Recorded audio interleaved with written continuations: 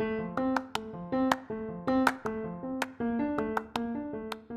you have ever thought about starting your own podcast, you should check out Riverside. Riverside is an online recording studio that lets you record podcasts and video in studio quality from anywhere.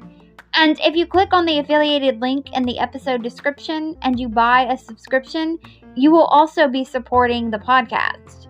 And if you're going to start your own podcast or you just want to continue to listen to great podcasts, you need headphones or speakers.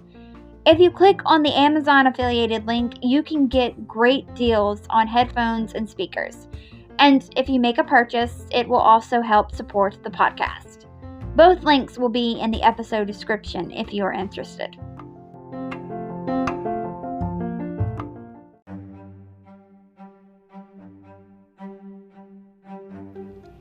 In Tudor England, being charming could help you move your way up the ranks of court. And being ambitious wasn't an actual crime. And if you paired the two together, it could be beneficial. Or it could be deadly. Especially if you were a woman. That is what the subject of this week's episode knew all too well. Hi, I'm Courtney Jewell, and you are listening to the second episode of History Shelf, a podcast about history. For the first season of this podcast, I am talking about something that I find to be very interesting, and that's Tudor history. Now, when I think of Tudor history, the first person that comes to my mind is King Henry VIII.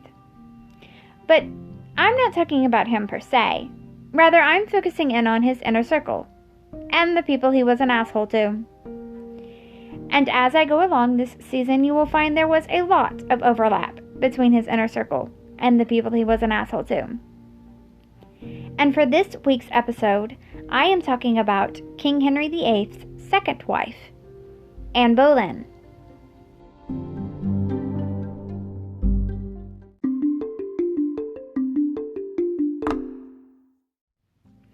Anne Boleyn's exact birthday is unknown, but she was born somewhere between 1501 to 1507. Her parents were Thomas Boleyn and Elizabeth Howard. Thomas was a minor courtier and merchant. Elizabeth was the daughter of a duke. So the ever-ambitious Thomas Boleyn married up. Anne had two siblings that survived childhood, Mary and George. The birth order of the Boleyn children is unknown. Anne was tall, with black hair, oval face, brown eyes, and olive skin. And no, she didn't have 6 fingers, like the rumors have said. Anne was charming, and her father had arranged for her to be educated at the court of Archduchess Margaret.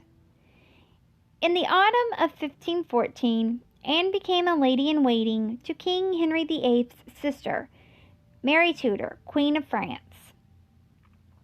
When the King of France died, Mary Tudor returned home, but Anne stayed in France with Queen Claude. She stayed there for 6 to 7 years and learned the ways of the French court. Around 1521, Anne returned home to England, and then became a lady-in-waiting to Queen Katherine of Aragon. During this time, Anne fell in love with a man named Henry. Lord Henry Percy, that is, heir to the Earl of Northumberland. They were secretly engaged, but Cardinal Wolsey had ordered to end the engagement. Why? Because another man named Henry had fallen in love with Anne Boleyn. This man was King Henry VIII. He wanted her to be his mistress, but Anne didn't want to be.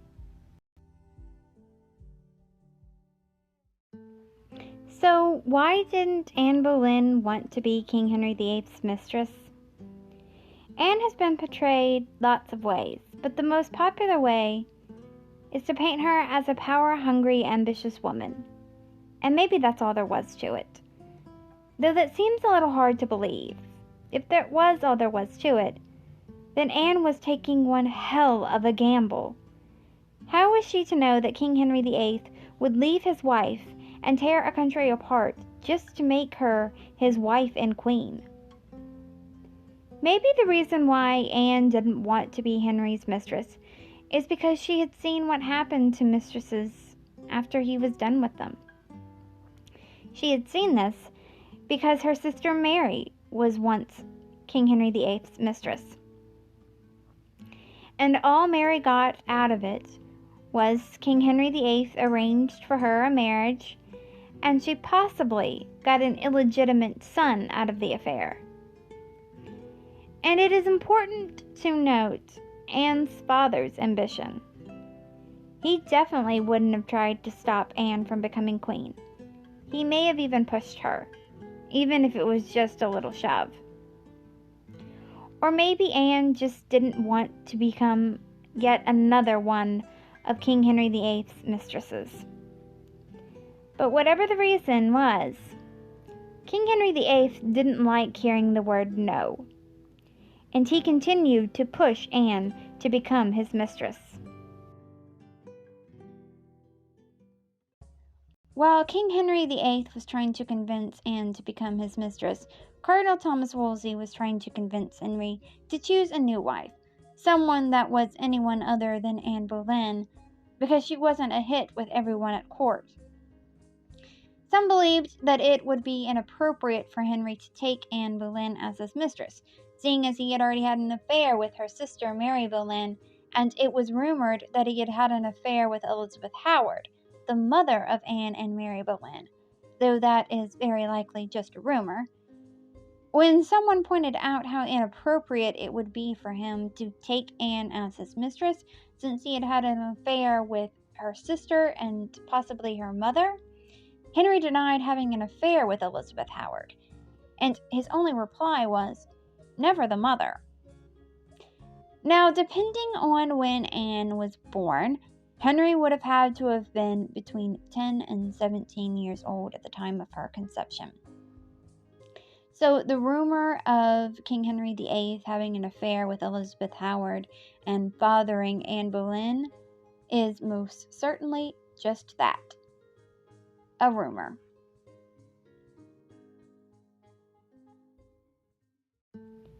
Henry wrote Anne love letters, and 17 of them still exist today. In these love letters, Henry promises that he will have no other mistress but Anne. In one of the love letters, Henry talks about kissing Anne's duckies. And for those of you who are not familiar with 16th century dirty talk, the ever romantic King Henry VIII is talking about Anne's breasts. Henry sent Anne to the country, hoping that distance really does make the heart grow fonder. But it didn't work. Cardinal Wolsey kept pushing the king to marry a French princess, but Henry only wanted Anne. This made people hate Anne Boleyn even more. They loved their queen, Katherine of Aragon. But even though Anne at first refused the king, around 1527, Anne eventually gave in, and she started reciprocating Henry's love. In June of 1528, Anne got the sweating sickness. For those of you who have listened to the first episode of this season, and of this podcast, the sweating sickness might sound familiar to you. And that is because that is one of the possible causes of death for Prince Arthur. For those of you who have not listened to the first episode of this podcast and of this season, and don't know what the sweating sickness was, I will quickly explain it. The sweating sickness was a deadly epidemic that swept over England in the 14 and 1500s. With the sweating sickness, you could be fine one day and then dead within 24 hours. So it was feared that Anne would die, but she survived. And afterwards, the king started to eat alone with her. He would give her gifts, and he paid off her debts. On February 11, 1531, Henry asked in Parliament to make him head of the Church of England. Now, he was still Catholic, but he just believed that he should be the head of the church instead of the Pope. This would go on to lay the foundation for Brexit.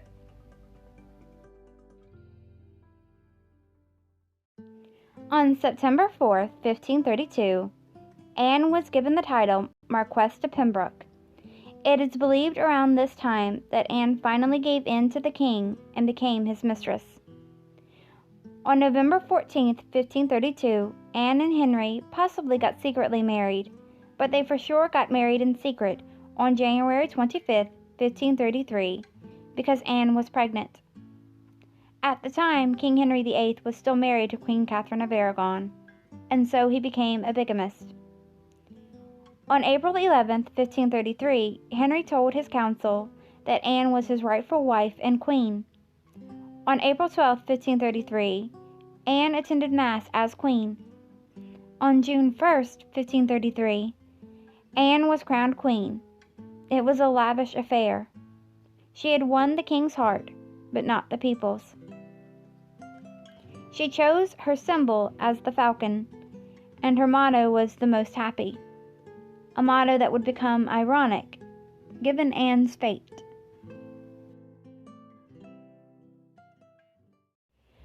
On August 26, 1533, Anne went into confinement to give birth. Henry was finally going to get what he always wanted, what he tore a country apart for. Henry was going to get an heir and son. On September 7, 1533, Anne gave birth, though not to a boy, but to a girl that they named Elizabeth.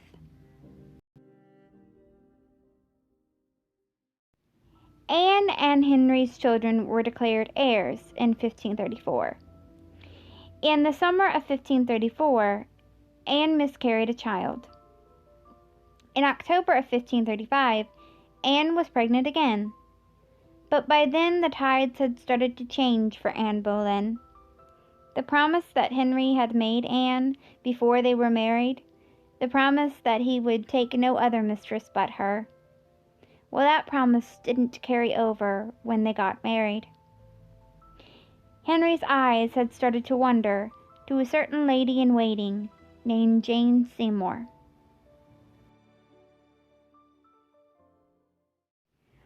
On January 24, 1536, Henry fell off a horse. He was unconscious for 2 hours. It has been theorized that he received brain damage during his accident, and that brain damage caused him to act more angrily towards Anne Boleyn. Maybe that's true, though that doesn't explain why he cruelly discarded his first wife. But maybe the accident did intensify his cruelness.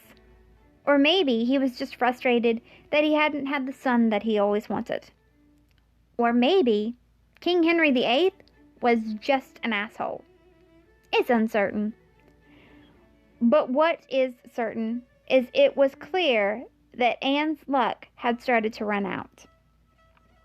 On January 29, 1536, Anne miscarried a baby boy.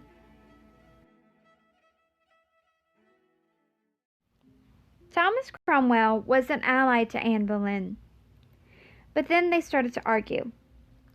Thomas Cromwell was the chief minister. Cromwell was diverting the dissolved monastery's wealth to the crown, and Anne thought it should go to charity. They had public arguments, and Anne said that she would like to see his head off of his shoulders. In April of 1536, word started to go around that Cromwell was arranging a new marriage for King Henry VIII. In response, Anne instructed John Skipp to preach a sermon about a king ignoring his counselors. Then Anne made the biggest mistake of her life. Henry Norris was engaged to Anne's lady-in-waiting and cousin, Margaret Shelton. One night Anne asked Henry Norris, why it was taking him so long to marry her cousin. Then she made the joke that he was waiting for a rich widow.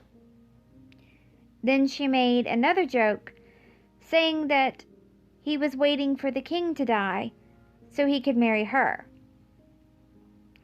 To even joke about the king's death was treason. All of Anne Boleyn's luck had finally ran out.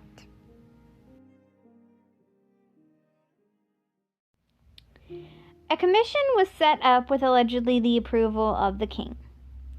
Elizabeth Somerset was a lady-in-waiting to Anne Boleyn, and she was close to Anne.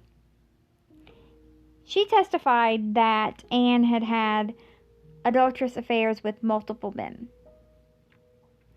On April 30th, 1536, Mark Smeaton was arrested for committing adultery with Anne Boleyn. He confessed, likely under torture. Henry Norris, Sir Francis Weston, William Burton, and Anne's brother George Boleyn were all arrested and charged on May 2nd, 1536. Anne was also arrested and charged while watching a tennis match. Burton, Weston, Norris, and Smeaton appeared in court on May 12, 1536, and all of them but Smeaton pled not guilty to the charges of adultery and treason. But they were all found guilty and sentenced to be drawn, hung, and quartered. On May 15, 1536, both Anne and George Boleyn were in court. It's possible that George Boleyn's wife, Jane Park, testified against both Anne and George. Anne was charged with sleeping with 5 men that were plotting to kill the king. She was also charged with witchcraft. Anne had alibis, but that didn't matter.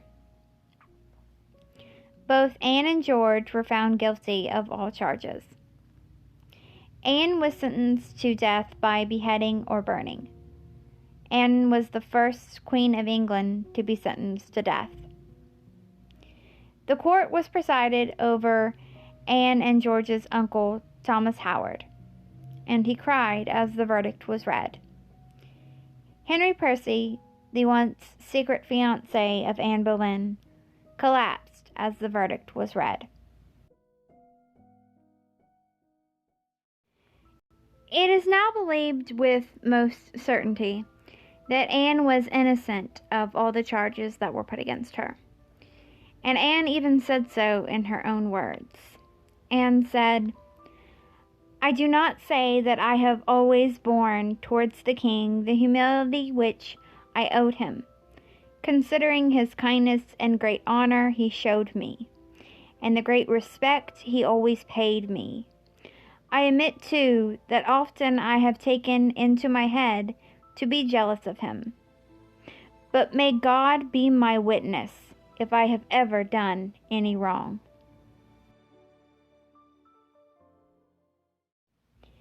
The truth in this story is, the truth didn't matter.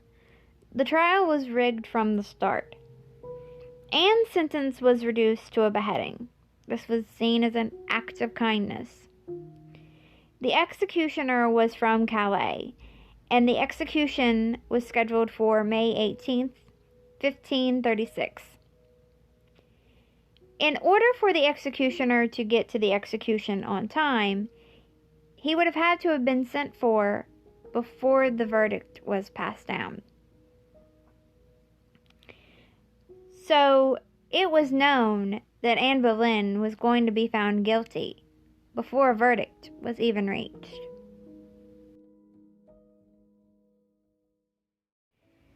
Anne watched from the Tower of London, the same place that she spent the night before her coronation, as all of the men that were accused of adultery with her were executed by an axe, including her brother.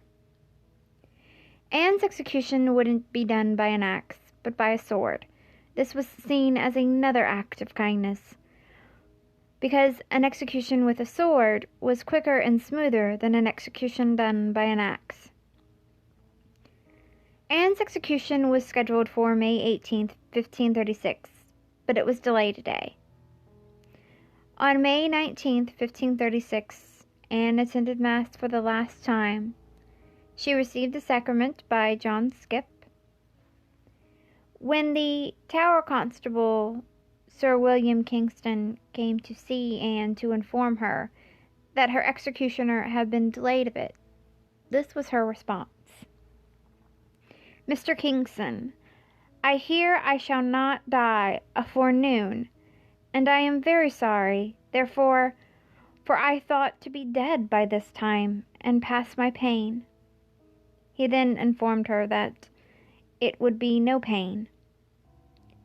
And then she said, "I heard say the executioner was very good, and I have a little neck." And then she put her hands on her neck and laughed.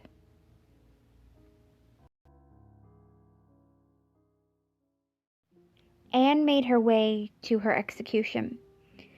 The swordman kept his sword hidden, and he wore no shoes, so Anne wouldn't hear him as he approached.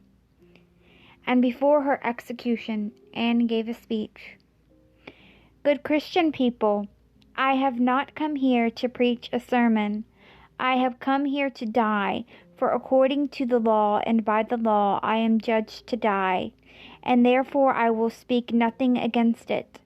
I come hither to accuse no man, nor to speak of that whereof I am accused and condemned to die. But I pray God save the King, and send him long to reign over you. For a gentler nor a more merciful prince was there never. And to me he was ever a good, a gentle, and sovereign Lord. And if any person will meddle of my cause, I require them to judge the best. And thus I take my leave of the world and of you all, and I heartily desire you all to pray for me." There are many things about Anne Boleyn's execution that make it incredibly heartbreaking, but there are two things in my mind in particular that stand out. The first is the fact that before Anne was taken to the Tower of London, she begged and pleaded to see her daughter Elizabeth just one more time. Before Anne's execution, she never did get to see her daughter again. If you listen to the Katherine of Aragon episode of this podcast, then you know that King Henry VIII was no stranger to not allowing a mother to see her daughter before she died. The second thing that I find to be so incredibly heartbreaking is the fact that it was so unnecessary. Anne didn't need to die. Make no mistake that Anne's crimes were not adultery, treason, and witchcraft. Her crimes were that she did not birth a son, and Henry wanted to marry someone else, which he could have done because before Anne was executed, his marriage to Anne was declared null and void. Henry could marry again without Anne having to die. But Henry didn't want to be bothered by another Katherine of Aragon situation, and so he had Anne executed. And that was the life of Anne Boleyn.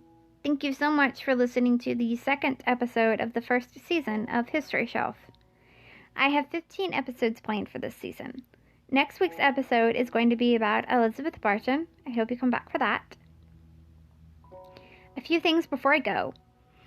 If you're on social media and you want to follow this podcast on social media, you can. This podcast has an Instagram and a Twitter. It's at History Shelf Pod.